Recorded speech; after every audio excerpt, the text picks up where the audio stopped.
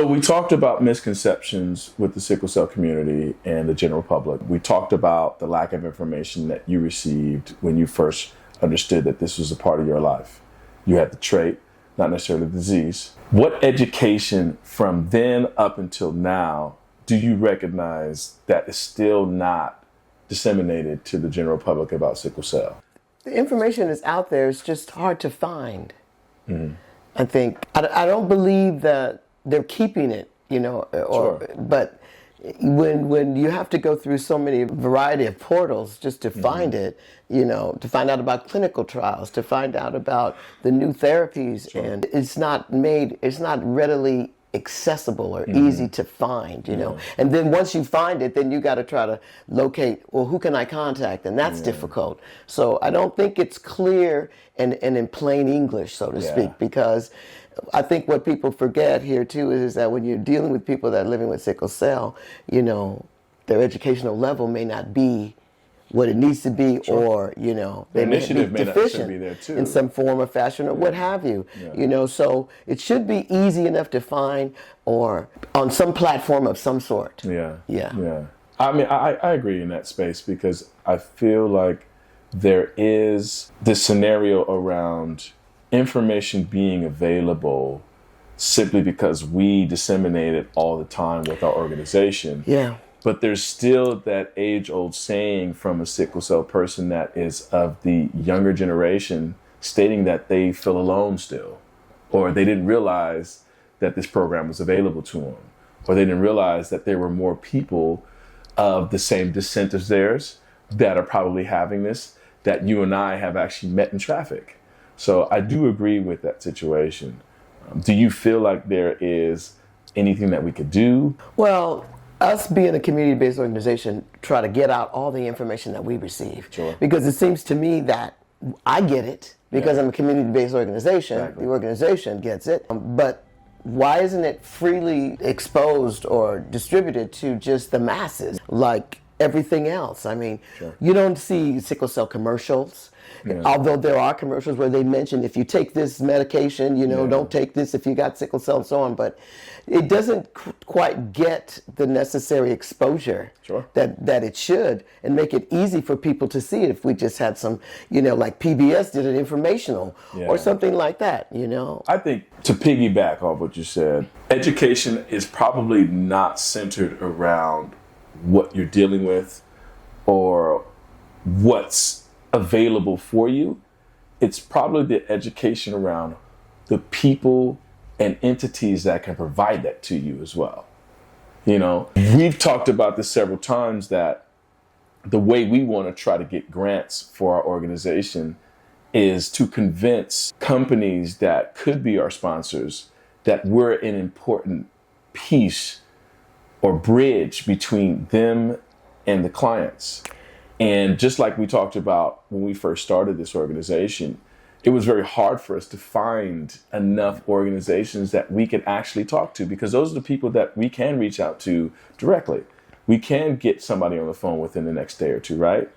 So I think that it's important for us, as well as the masses within care, like hospital care or just medical care, to put an emphasis on educating people about the resource centers that could be available to them, right?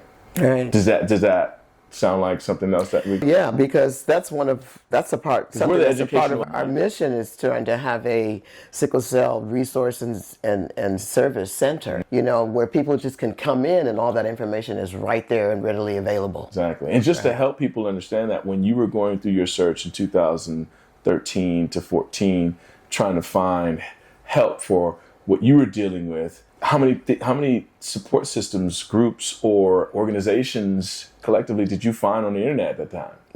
None. And how many are available now? Well, there are several available. However, I don't think that they focus, or their focus is on people or parents that have lost their children to sickle cell. And I don't know why that is, but you don't hear that a lot in conversations and meetings and symposiums, and people talking to just parents that have lost their kids to sickle cell. I mean, but even in that sense, I totally get it, because they're an important cog in this relationship anyway.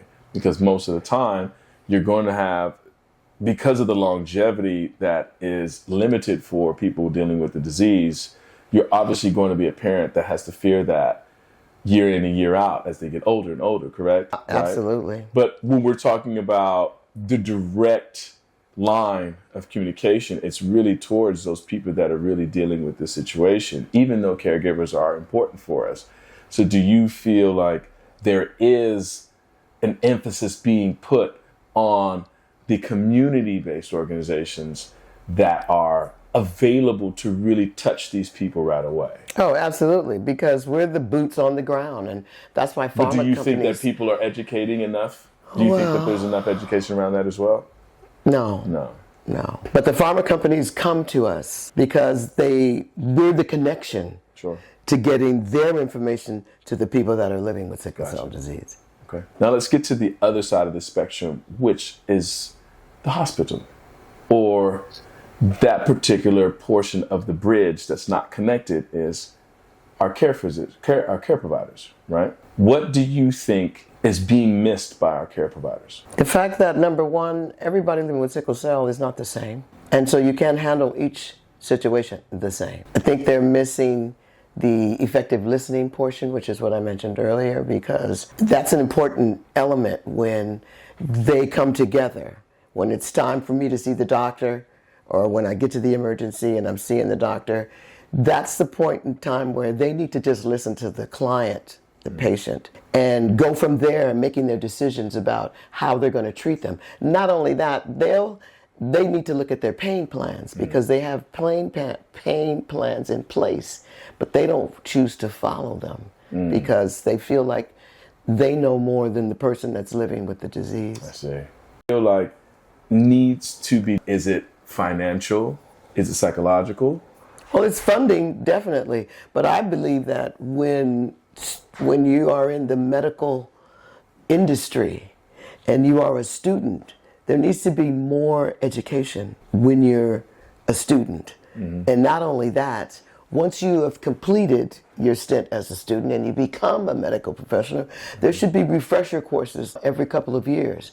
I've had several conversations with a couple of doctors, and they agree that, they need to be re-educated every other year. I do feel like that is necessary as well. I mean, we've had several conversations with some of our interns that have gone through high school and college that are in the medical field that they're trying to study, and they've talked about how small the subject matter is around sickle cell and that mutation in their bloodstream. I do want to also agree with the idea that there needs to be teaching, not just specifically in the school, but there has to be a reteaching within the fact that people become a medical professional now and they are caring for your lifestyle. You said that hematology and oncology are pinned together because there's probably not enough financial support to help a hematologist with a healthy living situation for themselves, right? So they have to understand more about cancer. They have to understand anything that involves oncology, but then they have this lesser role that they still had a practice in with hematology, and they're kind of providing bits and pieces of their expertise to people that are dealing with sickle cell, right? Because you have a lot of blood disorders. You got hemophilia and thalassemia, and so, but they're small clusters. It's not like like cancer, right? Like you said. So well,